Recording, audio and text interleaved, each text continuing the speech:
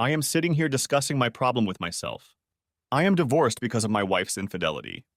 I have been divorced for a year now. I have no children and no close relatives in the neighborhood. I am telling you this because I need another man's wife. I don't know if it is love, need, lust, infatuation, or just desire. I do know that revenge is part of it. You see, I don't know her that well. I see her a lot when I go to lunch. She works in the same building as me. I'm trying to find out as much information about her as I can. I am going to give birth to her, but I am plagued by the question. And then what? It's a terrible feeling in a way. To want someone so badly that I'm willing to take her by force if I have to. At this point, I figured out that she's in her early 30s. Good build. She's married to a loser as far as I can tell. She has no children. Her husband is a loser because he doesn't know what he has and is willing to risk losing her. Worst of all, he ruined my marriage. He entertained my wife, and now I'm going to make him pay for it by taking up with his wife. I think if I do that, I'll be doing her a favor. In case you haven't guessed, I'm a psycho. A real son of a bitch. I've been that way ever since I caught my wife cheating on me. One day I got home early from work and just walked into my house. I wasn't paying attention to anything and just went into the bedroom to change. There was my wife lying in the middle of the bed. She saw me and screamed, and the miserable bastard thought he had done a good job on her. I grabbed him by the shoulders and pulled him away from my unfaithful wife. I plopped him on the floor and started beating the living shit out of him. My crazy wife kept screaming. When he started to get up, I dragged him to the door and threw him naked outside. I threw his wallet and car keys on the grass, but not his clothes. He got up, staggered, walked to his car, and drove off. I never saw or heard from him again until fate intervened one day. I returned to the bedroom where my apologetic wife was quickly dressing. She cried, "Kevin, things are not what they seemed. Please, let's talk about this. We can work this out." "Not what it looked like," I said. "It looked like you were entertaining that asshole in our bed. Is that right or not?" "Please, Kevin, let me explain." I interrupted her. "Either you had fun with him or you didn't. Which is it? It's not such a hard question. Just answer it." I waited a few seconds and said, "Since it's so hard for you to answer that question, our conversation is over. I'm off to dinner. You have an hour to buy whatever you want and get out of my life. If you're still here when I get back, I'll kick your sorry ass out. That's it, you have 1 hour. That's the end of this conversation." I then walked out the door. I waited 2 hours before coming back. I was hoping she'd leave. You see, I am a man of my word. I would do what I promised, even though she is my wife. When I got home, she was gone, and almost all of her personal belongings were gone too. She left me a note. I wasn't even going to read it, but then I thought maybe I should. Note from Rachel. "Dear Kevin, I made a mistake, a very big mistake. Jim means nothing to me. He was an old high school friend I ran into. We were lovers back in high school. You knew I wasn't a virgin when we got married. It was Jim who was my first love. Things happen, and old memories never die. I met Jim at the mall. I was so happy to see him again. Just as an old friend. He started flirting with me, and I started reminiscing about old times. He asked me where I lived, and we walked over to the house. I should have known, but I made a mistake. When we got into the house, I showed him around. When we got to the bedroom, he wrapped his arms around me and kissed me. It seemed like old times. Then it happened. We started kissing like we used to, and then he took me. God, I wish it had never happened, but it did. I'm so sorry I hurt you. Please think of me. I promise to be a good wife and never cheat again. I really love you, Kevin. Love always. Rachel. The note hurt me even more. Now this asshole had a name. I loved my wife, but I'm one of those psychos who believes that love can be lost. In my case, it was completely gone. It was replaced by revenge. Revenge isn't necessarily something you want. It's something you just have to do. I would have gotten mine. The next day, I took a day off from work and saw that I needed to change our checking and savings accounts. I called most of the credit card companies and canceled them. I kept the 2 that were in my name just in case of possible charges. I'm an implacable bastard, and I'm not afraid to admit it. You are. Rachel's father called and asked what the problem was between Rachel and me. I got angry and said, "What is wrong with you? Don't tell me you didn't have the courage to ask your own daughter." So, George, I caught your precious daughter having fun with one of her friends in our bed. I'm not one to forgive, so I threw her out on her ass. She had her chance to take everything she wanted, and I won't give her another dime. If she wants to go to court and air her dirty laundry, that's fine with me. Otherwise, leave me alone. Then I just hung up the phone. 2 days later, Karen, Rachel's younger sister, called me and asked if I could talk to her for a few minutes. I told her I was listening. She started to tell me how Rachel was very sorry, until I interrupted her. I don't care about how sorry Rachel is. Do you have anything else to say? If you say Rachel's name one more time, I'll hang up on you. Your sister is no longer in my life. Karen asked if there were any other personal items left in the house that belonged to her sister. I simply told her that her sister had an hour to take anything she wanted with her. If she forgot anything, that's too bad. Karen mentioned a few things. I was starting to get angry again, so I responded the only way I knew how. Karen, I'll tell you what. You're going to come here and do it on my bed, and I'll let you take whatever else you want for your precious sister. She shouted back, "You miserable son of a bitch! How dare you talk to me like that? Wait until I tell my husband and you deal with him." Does that mean I won't get the chance? I always thought you were very good fun. Then send this pathetic excuse for a husband over here. I wasn't afraid of this weakling. He was just a yes man for his wife. I had no doubt I would see him at my door one day. I heard someone on the phone. I knew it was Rachel. Karen must have handed her the phone. All I heard was, "Kevin, you son of a bitch." Then I just hung up. I contacted my attorney and had him fill out the necessary paperwork without giving Rachel anything. We rented a house, we each had our own car. Other than that, I just kept the savings accounts. Rachel didn't fight the divorce. I made it clear that I wouldn't talk to anyone in the family except Karen, and that was only if she complied with my demands. Hell, I was a hard ass. Karen was a beauty. She looked a little better than her sister Rachel. Both were good women, but Karen was a few years younger and probably a lot less riding, considering her husband was a weakling. I was getting ready to move out of the house and the divorce was already final. I called Karen on the phone and asked if she wanted to pick up some of her sister's personal belongings. That I was moving into an apartment and didn't want to carry her stuff. If she didn't come and pick them up, I would just throw everything away. She quickly agreed that she would come and pick up the stuff tonight. I told her to either come alone or bring that pathetic excuse for a husband with her. Under no circumstances was Rachel to show up at my door. When Karen showed up at my door that evening, she was alone. I asked about her husband, but she said he was busy. I knew what he was really afraid of, and she knew what I was about to do. When she entered the house, we walked to the bedroom where I was packing her sister's things. She reached for one of the boxes when I said, "Wait. You haven't paid for that yet."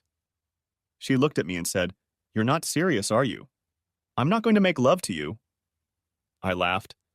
"You've been thinking about this for a long time." I said, "Come on, Karen, you're not fooling anyone."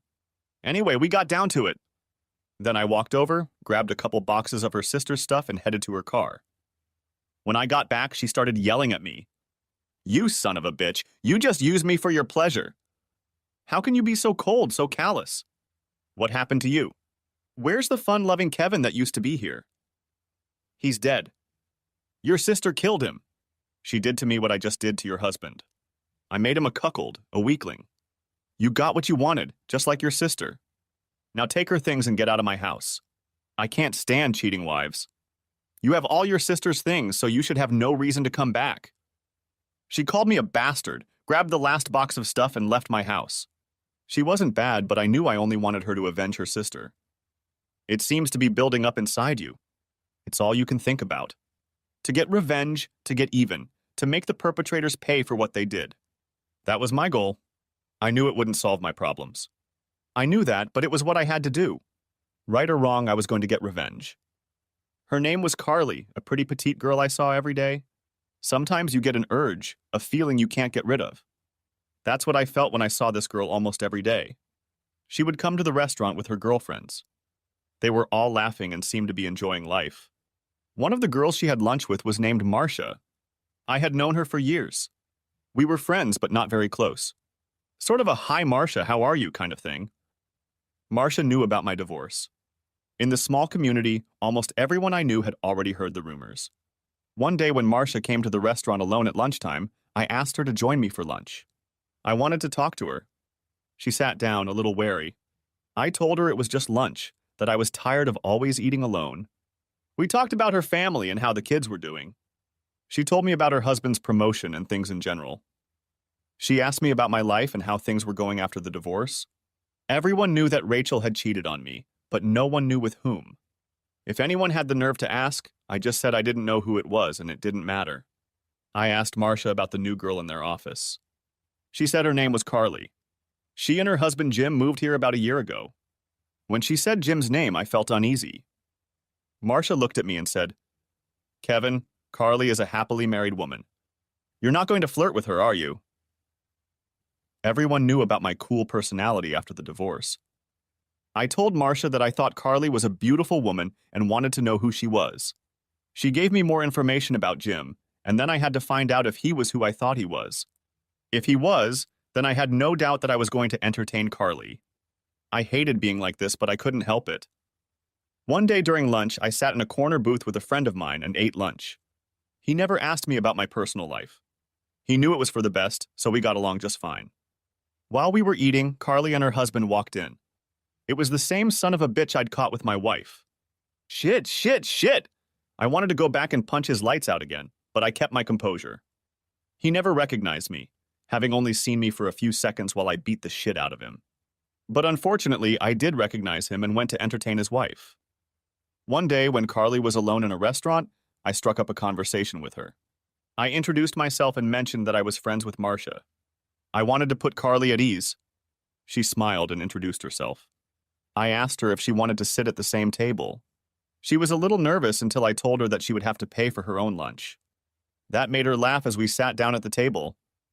She spoke passionately about herself and said that her husband Jim had transferred here a little over a year ago. She said that things started off rough, with her husband being jumped by two men and having everything he owned stolen. He had to go to the emergency room and had stitches in his left eye. She said he was in a terrible state when he returned home. She said he filed a police report but couldn't make a good enough description, and the police never caught the perpetrators. That explained why he never turned me in. After lunch, I told her that it was a pleasure to meet her and that if she wanted to sit at the same table, that was fine with me. Now I had a real problem. I liked Carly, I really liked her. I needed revenge, and at the same time, I didn't want to hurt Carly. What to do? I had to think about it. I saw her almost every day, most often with other girls from her office. She always looked at me and smiled. One day I told her in passing that I was going to start lunch an hour late, so I probably wouldn't get a chance to have lunch with her again. But the next day, she took her lunch an hour late and was alone. She came over to my table and asked to join me. Of course I agreed, and we started having lunch together almost every day. We became good friends and I began to have strong feelings for her. One day I stood up and told her that I thought she was one of the most beautiful and sweetest women I had ever met.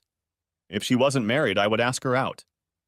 She got nervous and replied, "But I'm married, Kevin. I may not have the best marriage, but I would never cheat on my husband." I couldn't. It's just not right. I had to ask her about that last statement. What's wrong with your marriage? She had tears in her eyes and said she thought her husband was cheating on her, but she wasn't sure. I took her hand and held it for a minute. She was trembling and I tried my best to calm her down. I thought, what kind of asshole would give up such a wonderful woman just to have fun with her? What an idiot. Then I started to wonder if he'd gone back to Rachel. I looked at Carly and told her that I needed to talk to her about something very important, but I couldn't do it here, and asked if she would meet me after work. I needed her to trust me enough to go to my apartment where we could talk privately. "Kevin, I can't go to your apartment." "How will that look?" "What will people think?" I thought about Rachel for a second. Why couldn't she be like this? "Carly, it's very important that I talk to you. You are too precious to me not to tell you what I know. Please meet with me." "I think I trust you, Kevin. I like you, but I don't know you well enough to be alone with you in an apartment. Can we meet here and talk in the car or at a restaurant?" "Okay, Carly, let's meet back here after work. I'll even buy you dinner." She smiled at me and said, "Boy, I must be pretty important if you're willing to buy dinner," and laughed. I needed to get my thoughts in order. What am I going to say? How would I say it? I didn't want to risk pushing Carly away. I needed her for revenge, but now I needed her too. Yeah, Tough old son of a bitch Kevin fell in love with someone else's wife. Damn it, that wasn't supposed to happen. I should have just taken her in front of her husband and then laughed at him. Why did it have to be her? God damn it. We met for dinner.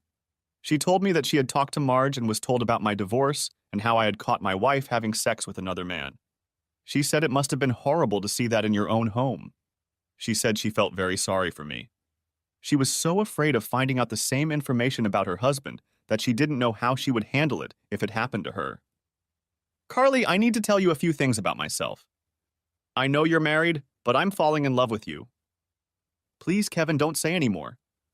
I'm a married woman. Carly, I need to tell you about this. I need to tell you and you need to listen, please. Like I said, I've fallen in love with you. My problem is that I'm an implacable bastard. The fact that I found my wife and her lover together made me that way. I know you've heard people talk and say what a mean bastard I've become. I can't do anything about it. I wish I could. I always walk around with a stump on my shoulder. My wife, along with her lover, planted the chip. My plan was revenge. I was going to find her lover's wife and do it in front of her husband. Yeah, that son of a bitch was married too. Carly interrupted me. Please, Kevin, you don't need to tell me about this. It's very personal and I know it hurts you to talk about it. I can hear it in your voice. Let me continue, please, Carly. Like I said, I was going to get revenge on my wife's lover. Now I have a big problem. It's the woman I've fallen in love with. Carly covered her face with her hands in shock. She knew that this man was her husband, and the woman I had fallen in love with was her. Tears rolled down Carly's face. Oh my God, this is so hard to believe. How do you know? How can you be so sure? Were you going to do this to get back at my husband? She cried even harder. I wanted to hug her to comfort her, but she stopped me. Please don't touch me now, she said. I need time to think. Carly, a year ago I found a man in my bedroom. I beat the crap out of him and threw him out of the house with no clothes on. All I knew was that his name was Jim. Then I pulled the note Rachel had left me out of my pocket. For some strange reason, I kept it. I held it out to Carly for her to read. She cried as she read it. I've watched you for the past 6 months as you went down to the restaurant to have lunch. Day after day, I waited to meet you. You were the only bright spot in my life, and I didn't even know you. But I was slowly falling in love with you. At that time, I didn't know you were married yet. I didn't approach you because I had character issues and was still planning my revenge. One day I asked Marge about you. She said you were married and I felt uneasy. I really wanted to get to know you better, but I didn't want to ruin your marriage. Another day your husband met you for lunch. That's when I realized who he was. I did everything in my power not to beat the crap out of him again. If you were any other woman, I would have taken you in front of him by now. Just for revenge. Carly cried, folding her arms in front of her. I continued. I fell in love with you and I couldn't forcefully do that to the woman I loved. Now I am in deep confusion. I want to hurt your husband and not hurt you. I want to make love to you. I haven't made love in a long time. For the last year, all I've done is revenge. I think your husband has gone back to Rachel since they were childhood sweethearts, and now she is divorced. How do you feel about me, Carly? I need to know so I know what to do. I promise that no matter how you feel about me, I won't hurt you. I just can't do that right now. How do you feel about me, Carly? I need to know so I know what to do. I promise that no matter how you feel about me, I won't hurt you. I just can't do that right now. I know I'm a freak, an asshole, and a vindictive person. I'm implacable, but there's another side of me. One that hasn't shown itself to the world in a year. I want to show it to you. Please give me a chance to show you that side of me. I can be a kinder, gentler person to the right woman. For some reason deep inside of me, I know you are that woman. There's a good guy who wants out. Revenge is blocking his path. Help me, Carly. Help me get revenge on your husband. Then, if you want to, we can build a real loving life together. Oh my God, Kevin, so many things all at once. I have questions floating around in my head, and right now I don't have any answers. I'm not even sure I know how I feel about you, my husband, or even myself. I need to think about everything you have told me before I can give you any answers. Please understand that I am not playing with you or pushing you away. I want to help you. It sounds like you're in a lot of pain inside, but I don't know, I just don't know. After a slightly upset dinner, I walked Carly to her car. I told her that I was sorry if I had upset her, but I felt that she needed to know the truth. I would do my best to work with her to work out our problems together. This might not be the right time to tell her about my growing feelings for her, but I would explode if I didn't express them to her.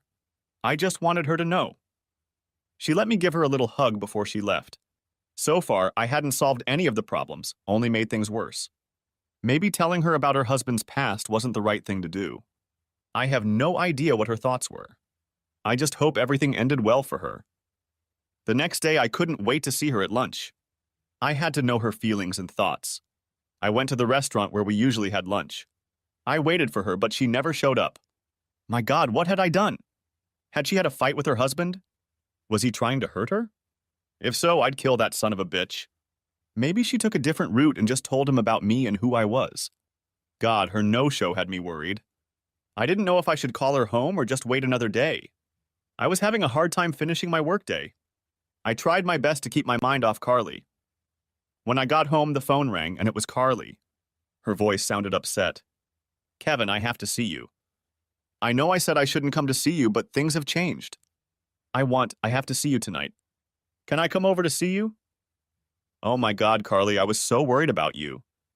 I had such a hard time today after not seeing you at lunch. Did that bastard hurt you? If he did, I'm gonna kill that son of a bitch. Yeah, come over right now. I'll be waiting for you here. As I hung up the phone, the doorbell rang. Who could it be, I thought. I opened the door and there stood Carly, smirking. I followed you home, but I had to figure out if you were just pouting your lips or if you really wanted to help me. When you answered the phone the way you did, I realized you were being honest with me. I'm sorry for the little test, but I had to make sure. God, I was so happy to see her. I hugged her tightly and she felt so good. I asked, why didn't you go to work today?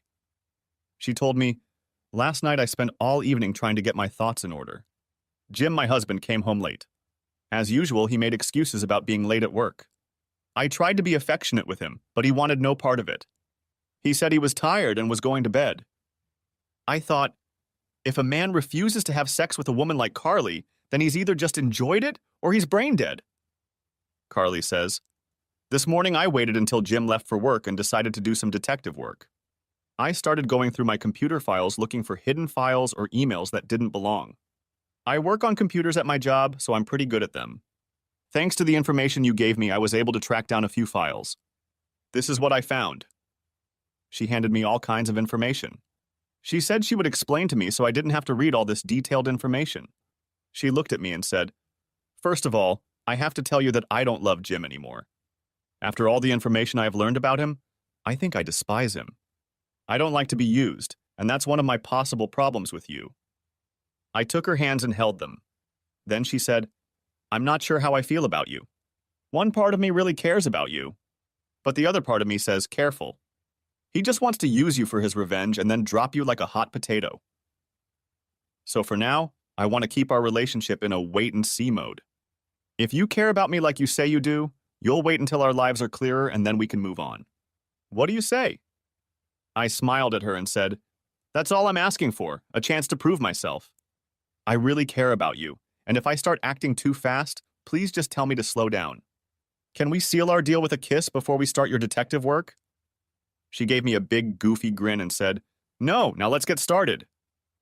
My husband applied for this job here. He didn't just get transferred, he told me. He asked to be transferred. That was his first lie. It was his old hometown where he grew up. I didn't pay much attention to it at the time.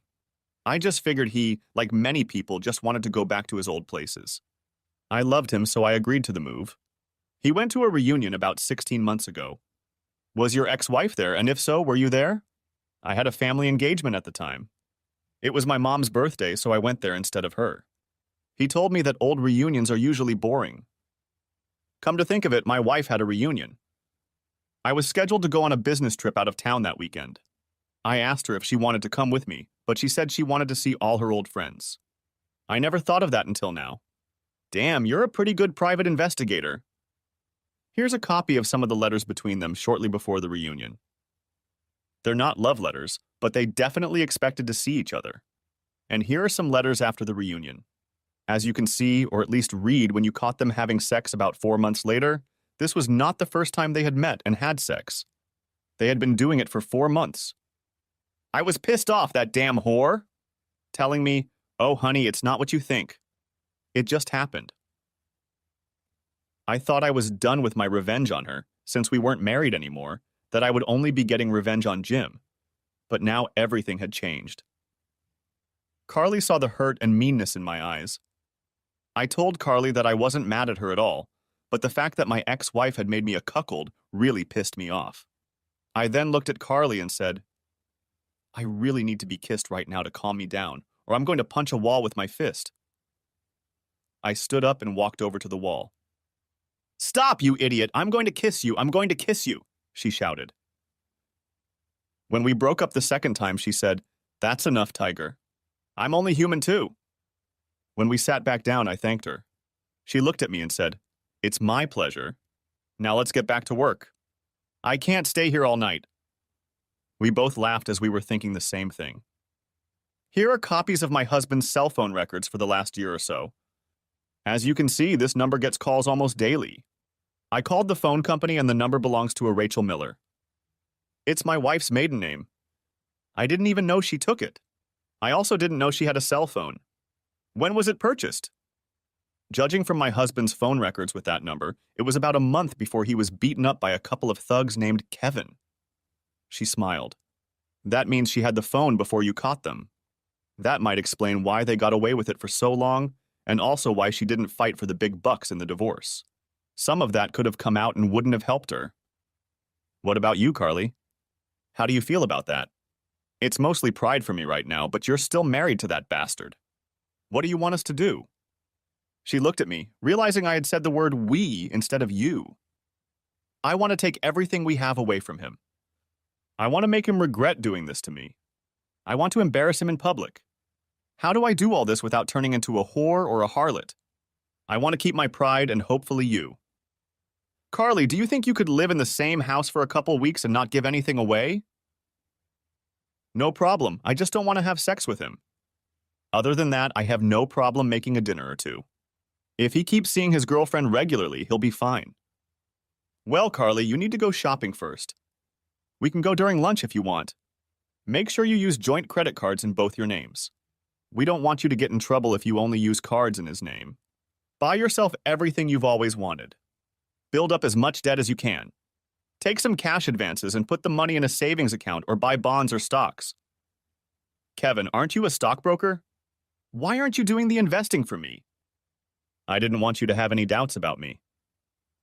You are very dear to me and I want you to trust me. I can put up the money if you want. I just want you to know that I don't need anything. I'm here to help you. If at any point you decide to make love to me, it will be revenge for me.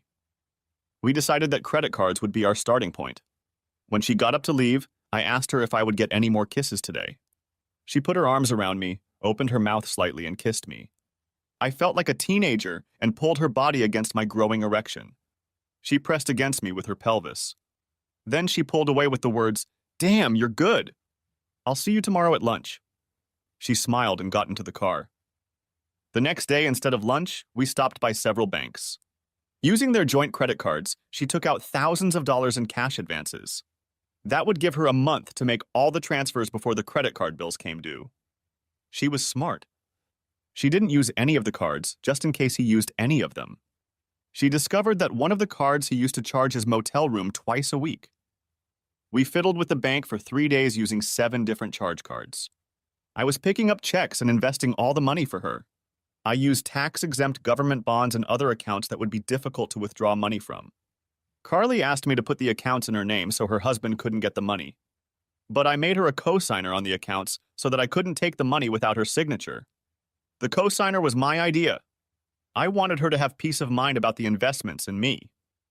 I started checking the latest news about my ex. I couldn't find much. I gave Carly all the information I could find about her and she used it. She told me that Rachel now worked for the same company as her husband. Rachel was one of the company secretaries. Carly used her connections and found out where they spent their time when they weren't at work. They were getting sloppy. Since they had been cheating on each other for so long, they felt like no one noticed. Carly asked her friends to start taking pictures and recording everything that was going on. I learned that everyone loved Carly. All the other secretaries respected her. Whenever they had a computer problem, they called her. I learned that she was literally a computer geek without the looks of a geek. She went from office to office helping all the secretaries with their computer problems. They never felt belittled or laughed at because Carly always took the time to explain the procedure to them. They all felt protected by her. I didn't know about my revenge. How was I going to do it? I couldn't rape Carly, not now that she was the only good thing in my life. My ex-wife was out of my life, but I wouldn't mind getting a little revenge on her. After all, it had been a long-standing affair even before our divorce. But how and what could I do? Without Carly's help, I wasn't sure I could do it. Carly told me that she couldn't just have sex with me right now. If she did, she would be no better than my cheating wife or her husband. She cared about me, but she was still a married woman. I needed a plan. What to do? What to do? Like I said, I was a badass and had been for a year. I played sports and kept myself in good physical shape. I had a lot of friends of questionable character. Frankly, they were pimps and prostitutes. I was their investment broker. Together, we made a lot of money. They made money and I invested it for them. Yeah, I've had a few prostitutes. Believe it or not, some of them were very nice people. Of course, others weren't so nice. Fortunately, I knew which ones were which. They were really nice to be friends with. They attracted a lot of clients to me simply because I didn't belittle them. I may not have agreed with their lifestyles, but they were people too. I called one of my pimp friends and asked him for a favor. When I finished explaining it to him, he laughed out loud and said, "Man, you're a bad bastard. You know it's going to cost you money. There's no freebies in this world." I told him, "No problem, Big Louie, as long as it's done right. You might even get a bonus." Good thing my plan was finally starting to materialize. Carly and I got together one evening to plan our operation. She was worried that I might still want to take her in public, which went against everything she believed in. She really was a special woman with good character. I promised her with God as my witness that I would never hurt or dishonor her. She simply gifted me with her patented smile that can melt ice and said, "I think I've fallen head over heels in love with you. Just thought you should know." I asked her to take the next couple of days as vacation, sick leave, or time off. It didn't change anything, except that we only had a couple of days to organize this operation. Everything had to run like clockwork to be successful.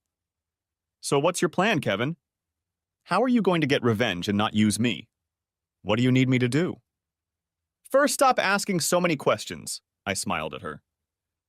You said they have room 109 booked for next Wednesday. Is that correct? Yeah, it's booked until 10 o'clock at night. Seems like they always book the same room and always for about 5 hours. Not the best motel, but they have to rent it by the hour. Funny thing is, from the way Jim made love to me, he could rent it for 15 minutes and save a lot of money. Okay, tomorrow I'll book the same room for Wednesday morning. I'm going to install a remote-controlled VCR. While I'm doing that, you need to go see my lawyer. Sally Hawk is the best take-no-prisoners lawyer. Here's what you need to write. It will be your divorce decree stating that you want a divorce under such and such circumstances. And on Wednesday night, you'll have to get Jim's signature on it. How do you know he'll sign it, Kevin? And if he says no, what do I do? Don't worry, Carly, I'm pretty sure he'll sign it. The consequences are too great. Do you want me to tell you the whole plan, or do you want to wait and be surprised? Oh my God, Kevin, you're making me nervous. I don't think I can wait to hear anything. You seem so anxious, and it's affecting me. The only thing I want to rub off on you is me. You're so special to me that I want you as much as I want this revenge. We're going to get our revenge. That goes for both of us. Then I hope you will feel for me the way I feel for you. Then my revenge will be complete. Are we going to completely ruin their lives, Kevin? I don't really like that. I just want to get even. We'll throw their lives into chaos, but their lives will go on. Unless they're stupid enough to sign the divorce papers. Okay, honey, here's the plan. They usually meet between 5 and 6 o'clock. Since Jim usually gets there about a half hour before Rachel, we're going to work on him. My friend Big Louie is going to stop by to see Jim. Sally and Sue will be with him. They're prostitutes who aren't working right now because they're sick. Big Louie needs him to take care of his women. The last thing Jim would want to do is cross Big Louie. How do you know these people, Kevin? They are my clients. They bring in a lot of money and I help them invest it. Of course, when Rachel shows up, she'll have a choice. Entertain her lover Jim or Big Louie will get his share of the fun. Now, during all this, you and I will sit in the van and operate the remote control. And when the time is right, you'll walk in, catch them doing it, and ask for a divorce. Then you'll walk over to the closet and give Jim a choice. Sign the divorce papers or walk away with the tape and send a copy to his employers and company headquarters. The choice is his to make. After he makes his choice, you will return to the van. Big Louie will be there to protect you from any harm. He won't leave until you do. So what do you say, Carly? Will it work? She smiled at me and said, You do it more for me than you do for yourself, don't you? God, you know there's another side to you, and I'm starting to really like it. Let's go! Over the next few days, we got everything set up. Carly met with Sally Hawk, our attorney, who said she wanted to be there herself to serve Jim with the divorce papers. There was no question that she would put his signature on the legal document. She was the best-known divorce attorney in the state. Sally said it was such a great plan, and that we had sent her many cases over the years. She was a good friend and just wanted to get involved. Big Louie was ready. We paid him up front and told him he'd get another $500 if everything went well. He just smiled and said, No problem. I went to the motel and got a room for Wednesday afternoon. The receptionist said I had to leave by 4 p.m. because the room was already taken. I met up with Carly and we went to lunch at a very nice restaurant. And then it was discovered that my ex-sister-in-law was having lunch with some guy who was not her husband. I told Carly who it was and she asked if it would interfere with our plans. I told her that the man with Karen was not her husband, and seeing that she didn't know Carly, we could enjoy our lunch. When Karen saw me, she was horrified. Caught in the act, so to speak. I could see she was very nervous and wondered who I was with. Carly looked great. Breasts sticking out, no bra, skirt 4 inches above the knee. Carly realized quickly. She moved to the seat next to me instead of across from me. Then she turned my face toward hers and kissed me. She put all her strength into that kiss. It wasn't just Karen watching, but everyone who could see us. Carly pulled away and smiled. Do you think that got anyone's attention? Then she kissed my open mouth again. She stopped when the waiter made some strange noises. I looked at the waiter and said, She's a beautiful woman, isn't she? He replied, Yes, that's her, sir. She belongs to me, doesn't she, sweetheart? I said, looking at her. It's only you, baby. You're the only one I belong to, she smiled. God, I hoped it was true, but I knew she was putting on an act so my ex-sister-in-law would have something to say to Rachel. Karen never came to visit. God, I wonder why. Carly and I finished lunch and headed out the door. We went into an electronics store and bought the equipment we needed. As we were leaving the store, she said that the kiss at the restaurant was real. She said she meant it, even though she did it to mess with my ex-sister-in-law. It was Wednesday morning. Carly and I were on edge. Any sting operation puts nerves on edge. Every detail has to be timed and done right. There's not much room for error. Carly met with Sally to make sure the divorce papers were in order. I went to the motel room and set up the video equipment. I parked the rented van at the front of the building so it wouldn't be conspicuous in the evening. Together with Carly, I headed over to Big Louie's. When he saw Carly, he almost crapped his pants. Geez, man, what kind of doll is that? He asked. I looked at him and introduced Carly. I know she was nervous, but Big Louie had a tendency to have that effect on people. He was 6 feet tall and about 320 pounds, blacker than the ace of spades, but he was a very smart guy. He had a master's degree in business. His fortune was in the millions. I know because I was his financial broker. He saw that she was nervous and told her, Don't worry, little lady. No one is going to hurt you. Kevin is my friend and I respect the man. I will make sure you are protected. No one is going to hurt you.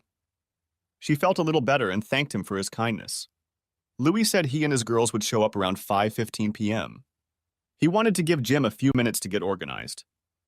Earlier that day, Carly put her computer knowledge to use. She sent an email to both Jim and Rachel, informing them that a note had been received from the other. It read, Honey, I have a special treat for you today. Please don't ask any questions when you get here. I know you'll be surprised. Just say yes. Also, to make it special, let's not communicate for the rest of this day. I want you to remember this night for the rest of your life. I love you. Me. At 4:45 p.m., Carly and I got into our van and waited. At exactly 5 p.m., Jim arrived and walked into the room. Carly and I got into our van and waited.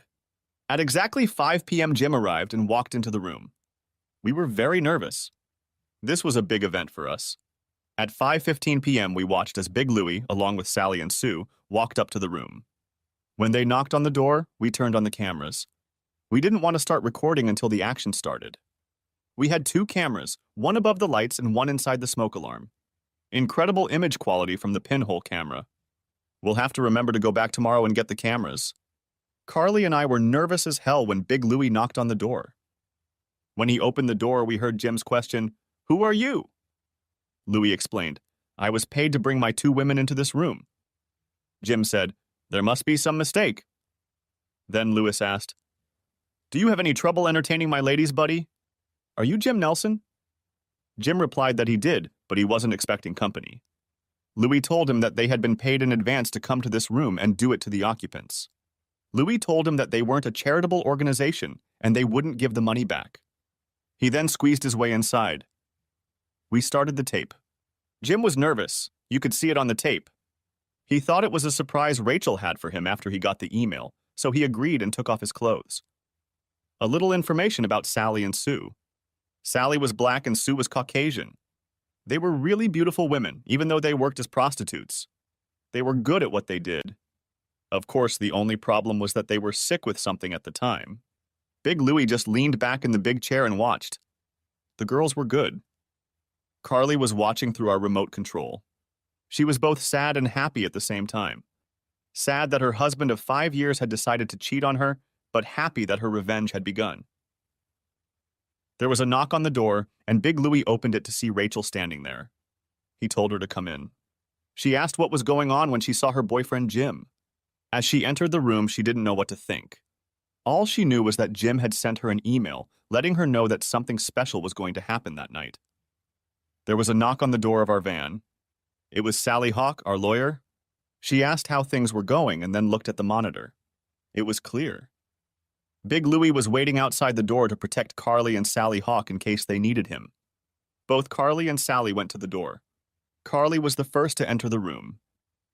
"You goddamn son of a bitch! You worthless piece of shit!" Carly used every swear word she'd ever learned. "I want a divorce and I want it now." Jim and Rachel saw Carly in the doorway yelling at them. They knew they had been caught red-handed. There was no way they could explain how to get out of this situation. Carly kept talking. "Why, Jim? Why wasn't I good enough for you that you got involved with that slut? I knew you were having an affair. I hoped you had gotten rid of it by now, but no, you went on and on. I'm done. I want a divorce, and as soon as possible." That's when Sally Hawk walked in. "Jim, this is my attorney, Sally Hawk. She's going to tell you the terms of the divorce. I expect to start the divorce tonight so I can cut you out of my life as soon as possible, and you can have your girlfriend. I'm Sally Hawk, Carly's attorney. The terms of the divorce are very simple and straightforward. 1. Carly will be going home tonight, and she will have 24 hours to pack all the things she wants. You will not be there tonight. After 24 hours, she will never return to this premises. This is an apartment rented in your name, so you can have her. 2. You will be responsible for all bills due and payable up to today. This includes all credit cards that are in your name or belong to both of you. Carly will give you all joint cards tonight and will never use them again. She will only be responsible for the cards that are in her name. 3. Each of you has your own car, and each of you will be responsible for insurance and payments, as well as the maintenance of your car. 4. Finally, your savings account with a balance of $8,000 will go to Carly. She will withdraw the money from the account tomorrow. You have a 401000 with over $80,000 in it. Carly has $15,000. You will both be able to keep your own 401000. If you agree to these terms, you will have to sign the ordinance tonight. It is irrevocable. None of you will be able to change anything once it is signed. Carly has already signed it. Just sign on the line where it says husband. Sally held out the document for him to look over and sign. Rachel sat and stared at it. Jim said, "What if I don't sign it today?" "What will you do?" Sally said, "The document you are holding in your hands will be canceled in 5 minutes when I leave. Then we'll go to court and demand the same benefits, Only we'll make sure we get half of your 401k as well. That's a good deal for you. I'd advise you to take it. Carly walked over to the closet, opened it, and pulled out a VCR tape. This is a tape of today's events. It will become part of our divorce case. Jim said, I'm not that stupid. You can't use that tape.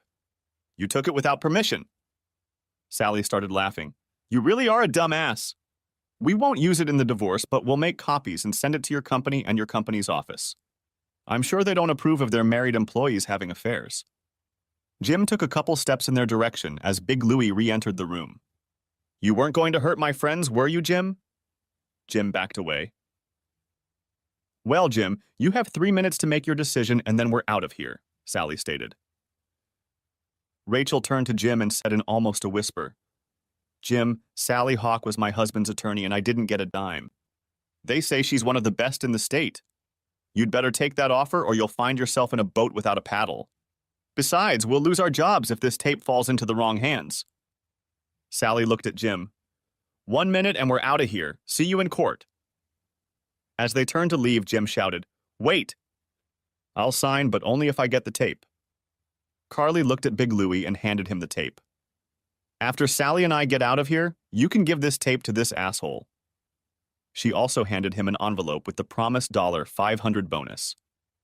Sally repeated what she had said before. This document is irrevocable. If you have any questions, you must contact me. You must not disturb Carly in any way or I will arrest you and put you in jail. If you understand everything I have said, sign the document and I will give you a copy along with the tape and joint credit cards. Remember, Carly has 24 hours to take whatever she wants from the apartment. Your divorce is considered a no-fault divorce and should be finalized within 2 months. Jim signed the papers and Sally gave him a copy. Carly and Sally then walked out the door. Shortly afterward, we saw Big Louie hand the tape to Jim and then walk out and join his girls. Carly and Sally returned to the van with wide smiles on their faces. Carly gave me a quick kiss. Everyone seemed so happy until I heard what Sally wanted to say. Kevin, until the divorce is final, you can't see Carly. We can't have anyone seeing you two together. As long as you are not bound to each other, everything has to go according to plan. I know we have a few battles to fight over credit card charges from the last 2 weeks. But the paperwork's on our side, unless someone thinks Carly's trying to defraud the banks. That's why I let Jim take his 401k. There's enough money in there for the banks to go after Jim if he tries to file bankruptcy. There's also no money there in Carly's name. Only $8,000 that she has to withdraw tomorrow. I suggest you keep the money in the same bank, but only in your name. That will reduce the number of questions from the bank. Sally continued. There shouldn't be any more problems after the divorce, and you two can date if you want to. It will be up to you. Kevin, you told me that your employer has asked you to go to another state for a couple months and start a brokerage firm. I'd advise you to agree to that as soon as possible. Carly will be fine. I'll be here to keep an eye on her. I hate to say it, but you're Carly's biggest problem right now. Of course, I can't force you to do anything, but I strongly advise it. Carly was crying, and I just hugged her. I knew that everything Sally had said was true. The only problem now was me. The only weak link in the chain. I kissed Carly goodbye and told her to contact me after the divorce. I would be waiting for her. Sally and Carly got out of the van. Sally drove Carly home so she could pick up anything she needed. They had gotten the truck earlier in the day so Carly could haul whatever she wanted. Sally said I could call her if I needed to talk or find out anything about Carly. After the girls left, I looked at the monitor again and noticed that Jim and Rachel had left. I walked out and went back into the room and gathered my equipment.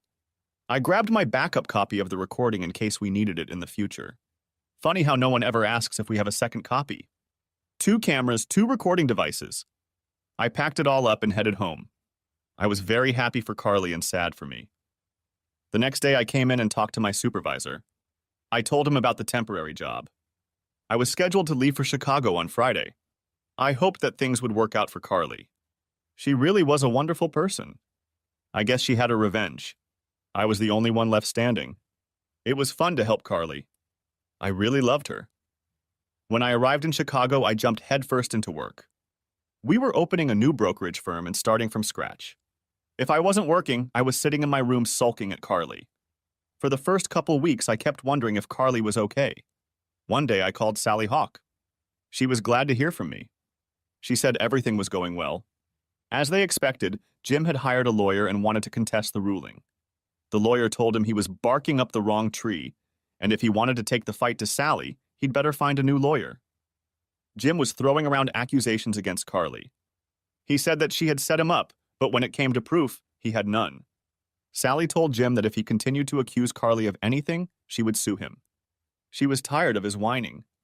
Sally also revealed that Jim's lawyer had mentioned that both Jim and Rachel had contracted syphilis. They had to get shots and not make love until it was gone. Otherwise, they could have gotten the new strain from each other. Finally, Sally said that Carly had moved into a nice apartment near her work. She had taken about half of the things from the old apartment to set up the new one. She was told not to talk about me for fear someone would connect us. Of course, she hasn't dated, but so far it's only been a few weeks. In a one-on-one conversation with Carly, Sally said she really missed me and that I was a really nice guy. I wish I could say that the time while I was in Chicago flew by, but it didn't. I really didn't feel much better than I did before this whole revenge thing started. At least then I could see Carly every day. For Thanksgiving, I went to Michigan to visit my parents. I needed to get away for a few days. It was nice to see my family. I took my sister with me to the Christmas store and bought everyone in the family something. I went to the jewelry store and bought an engagement and wedding ring for Carly, hoping that someday she would say yes to me. After the Thanksgiving holiday, I headed back to Chicago. I figured I would be there for about 3 more weeks. I was cold, windy, and lonely in Chicago, all things I could think of. The lights of the city looked beautiful, but not when I had no one to share them with. We, meaning me and the new agents, got the business off the ground. Things were going pretty well. Lots of clients came in wanting to invest before the end of the year. When I got back to Ohio, my boss met me. He complimented me on the success of the new firm. From a work standpoint, everything was great. I just hoped that things would go well in my personal life. As soon as I got back to my apartment, which was 2 days before Christmas, I called Sally Hawk. I didn't even have Carly's number since she had moved. Sally was so happy to hear from me. She asked about the business and I said it was going well. I asked her about Carly and how the divorce was going. She hesitated before telling me that the divorce had been finalized 2 days before. I asked her for Carly's phone number. She said she had no right to give it to me, but would call Carly and let her know I was back in town. I thanked her and she wished me good luck. I wasn't sure how I felt. Carly was now divorced. I had no idea what she'd been thinking about the past few months since I'd left for Chicago. I had the bright idea to stop by our favorite restaurant where we met for lunch every day. I went there hoping to see her. My friend Marcia saw me and waved me over. I invited her to join me. Maybe I could learn something. Marcia started saying how nice it was to see me again. She had heard that I was starting a new agency for a company in Chicago. We made the usual chit-chat and talked about the holidays that were starting tomorrow. She told me about her family and how well everything was going. I asked her if Carly worked for the company. Marcia replied that she did, but that she and her husband had recently divorced. It had happened so fast. She said that Carly must have taken it very hard because she doesn't seem so happy now. She refuses to date and spends most of her time at work. Marcia said she feels really sorry for her, but she has to deal with it on her own. Everyone still loves her and hopes she finds the right guy someday. She deserved better than a cheating husband who got caught with another woman. I asked Marcia if Carly was working today. She replied that she was, but she got the call about an hour ago, and instead of lunch, she left for the afternoon. She won't be back until next week after Christmas.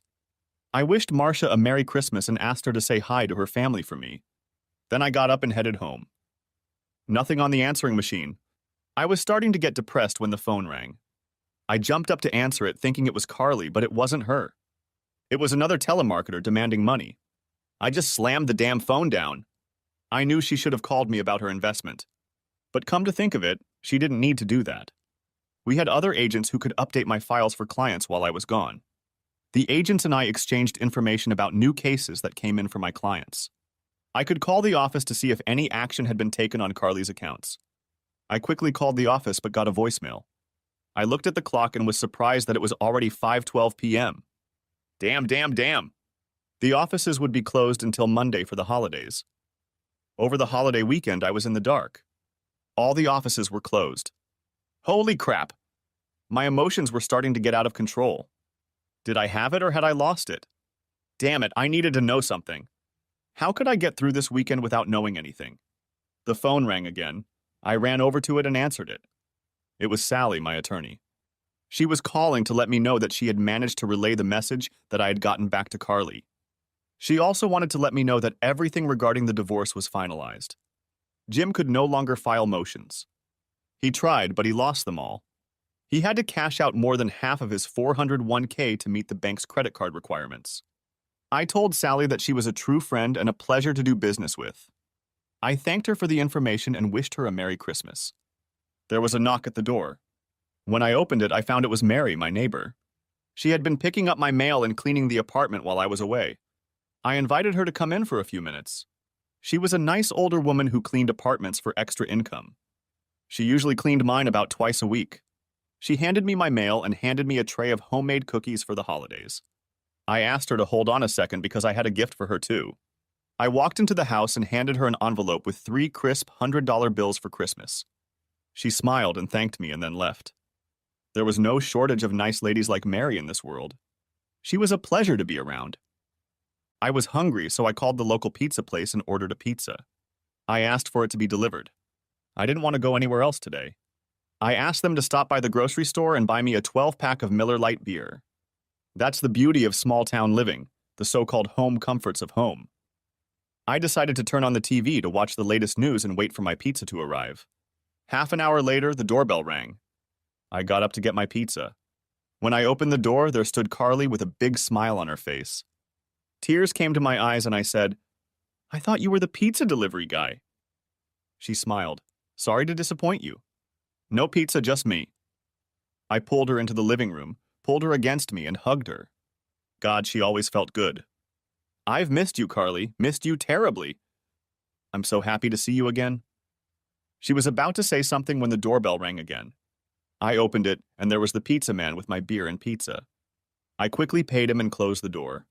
Then I turned to Carly again. "Are you hungry?" "We have pizza and beer." I took them in my hands. Carly looked at me, still smiling. "You know, you really are a funny guy. I've already prepared myself for what I'm going to say, and I come here and I can't even think of anything. I need to tell you a couple things and then we can eat the pizza while it's still hot. I know you hate cold pizza."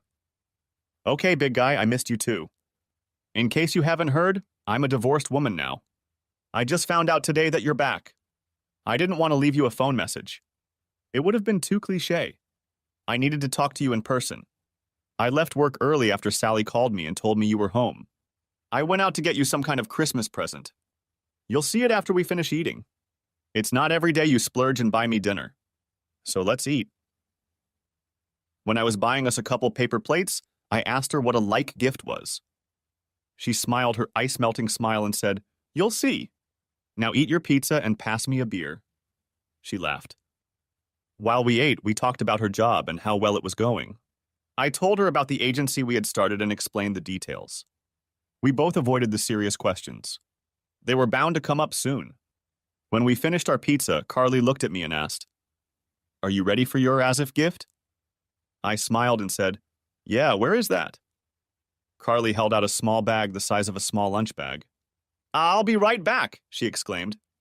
When she left the room, I put the pizza and beer on the counter, reached into the drawer that held the ring I'd bought for her, pulled it out, and slipped it into my pocket. She called out from the bedroom, "Are you ready?" I shouted back, "I think so." When she walked in, she said, "I bought this as if for you today. If you want, you can unwrap it."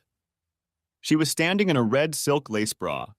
She even had a little red silk lace bow in her hair. She looked at me and said, "I am no longer a married woman, and now I will not cheat on any husband. If you want your present, we can go to the bedroom." Tears were streaming down my face. I looked at her and said, "On one condition?" I reached into my pocket, pulled out a ring and said, "If you marry me." She cried and ran up to me and I began to hug her soft, warm body. She cried out, "Yes, I will marry you. Yes, yes, yes, God, how I have fallen in love with you." I picked her up in my arms and carried her to the bedroom. That night was incredible. I'd never been so exhausted in my entire life. I rolled off her, she snuggled against me, and we fell asleep. We must have slept for quite a long time.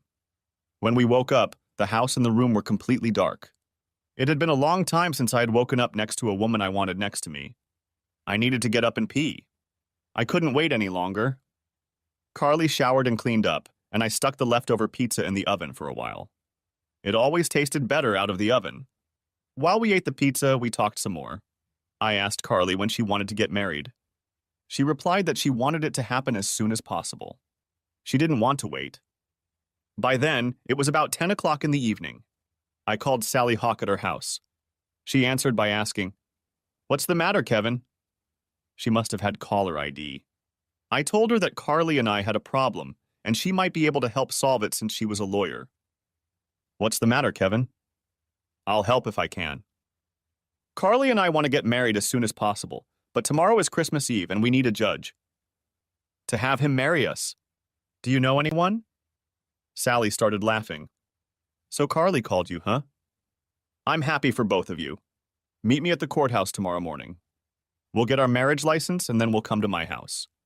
You see, Mr. Hawk, my husband is a judge. I know he's going to marry you. I'll see you tomorrow morning at 9 o'clock sharp. The next morning, Carly, who was beautifully dressed, and I, dressed in a suit, met Sally at the registrar's office. We got our license and went to Sally's house to get married. Her husband seemed like a nice enough guy for a judge. You never know what to expect with lawyers and judges, but we knew Sally was the best. Carly didn't have many relatives left in the area, just a few distant cousins. So we decided to go to Michigan and surprise my family with a new wife. To say they were happy or overjoyed would be putting it mildly. Better to say thrilled. They all loved Carly. And how could they not? She was definitely part of the family. Wow, Christmas turned out pretty good after all. We had to move back after Christmas. We both had jobs and now we had to move. We decided to live in my apartment. It was rented for a month anyway. Every day after work, we would move some of her stuff over to my place. It was fun doing almost everything together. The girls where she worked were so happy for her. They said the old Carly was back. Marcia was a little shocked when she found out I was a new husband, remembering that I was a badass and very vindictive. I remember Carly telling her, "Don't worry, Marcia. He's a puppy and I love him very much." The big New Year's Eve party was approaching. Almost all the successful businessmen in the neighborhood were attending. I asked Carly, "Honey, do you want to go to the party of the year? It will be our first time for everyone to see us together. I want to show you off. Besides, our ex-spouses might be there." Carly thought for a moment, then looked at me and said, "Kevin, I love you with all my heart, and I want everyone to know it. Yes, we will go to the New Year's Eve party, my dear husband." I watched her start to gather herself. We went to a New Year's Eve party. Carly looked amazing. She was wearing a red blouse that matched her lace bra perfectly. Everyone wanted us to sit at their table, my boss and his group, Carly's friends, and even the few friends I had. Sally and Judge Hawk invited us to their table. We decided to sit right there. I looked at Sally and told her that I had never seen a lawyer look so good. She looked amazing. They introduced us to everyone else at their table. It was mostly judges and their wives, and they all seemed like pretty nice people. The music was loud, but it was New Year's Eve. Carly and I got up and did all the slow dances. Other men asked Carly to dance, but she always replied, "Not this year. I only want to dance with my husband." This was our year to be together. The only exception we made was I did one dance with Sally and Carly did one with the judge. They were special friends. While dancing, we found ourselves next to Karen, my ex-wife's sister. As it happened, we almost ran into Karen and her husband on the crowded dance floor. She looked over and said, "Oh my God, that's Kevin." I looked at her and said, "Good evening, Karen, and Happy New Year to you." Then I said, "I would like to introduce you to my wife, Carly. Carly, this is Karen and her husband." He reached out to shake Carly's hand and said, "Bob, my name is Bob." Carly gave her a patented smile and said, "Nice to meet you, Bob and Karen." Carly then looked at Karen and said, "Didn't we meet before at Robson's restaurant on Old Highway 40 about 2 months ago?" Bob replied, "No, this place is too expensive for our tastes." Karen turned white and said, "It was nice meeting you two. We should get back to our seats." We knew she had to come back and tell Jim and Rachel we were here. We looked over at their table. Rachel knocked over her glass when she realized I was there. We saw them quickly turn around and look at us. We heard Rachel say, "Oh my God, Jim, he's with your ex-wife." Jim almost fell off his chair trying to turn and look. Karen looked at Rachel and said, "Rachel, he introduced her as his wife." Jim said, "That son of a bitch set us up. They took over $100,000 from us. Plus, they set us up to get an STD. How did they find out about everything?" Rachel said, "Kevin told me he's going to get even with us one day." Jim said, "Maybe we'll try to get them back in court." Karen laughed. "Come on, you two. You guys see who they're sitting with? Sally Hawk and half a dozen judges, and if that's not enough, Jim, he can kick your ass starting tomorrow. Make no mistake, Kevin is a real man, and judging by his wife, she's a real woman. They make a great couple." It was past midnight, and the crowd was beginning to thin. Sally and the judge said goodnight to each other, as did the people at their table. So after the next dance, Carly and I decided to sit in a booth near Rachel, Jim, and their group. Carly excused herself to go to the restroom. When she came back, she saw Jim and Rachel kind of watching her and me out of the corner of her eye. Carly asked me if I was ready. I looked at her and asked, "Ready for what? To go home, honey?" "No, Kevin, you're ready for revenge." Then she said loud enough for everyone at the table to hear, "Happy New Year, lover. Who says revenge can't be sweet? Happy New Year." Thanks for watching. Hope you enjoyed it. So subscribe to the channel and watch the next video.